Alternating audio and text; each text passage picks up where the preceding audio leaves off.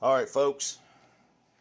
Anybody from Portland, Tennessee? I want to tell you a little something I heard growing up. I grew up around the old timers. A lot of them's gone now, but they used to sit around at John McLeod's and all that, and whittle and drink liquor and smoke and do what they did down there, you know. And they'd sit around and tell stories. And I remember being little, and I remember hearing about a story about how Portland come to be, and how Portland became what it is today.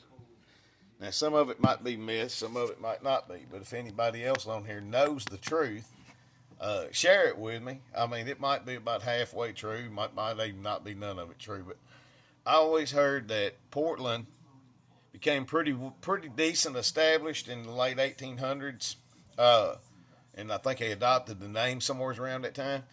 And they was gonna call it Highland, and they was gonna call it Richland, and they ended up calling it Portland because a town up just north, up in Indiana, Portland, Indiana, had shut down. So they sent all of that stuff down here and give it to them next to nothing. You know, I think they might have paid freight. You know, it kept them from having to get rid of all that stuff or ditch it or whatever they was going to do. Or maybe they gave a scrap price or whatever.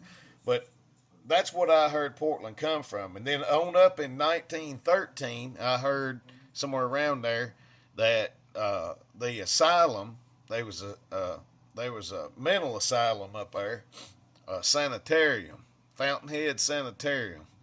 And I heard that sanitarium suffered a couple of pretty bad fires and they had to rebuild. And then they cut all the patients loose, you know, out of that sanitarium.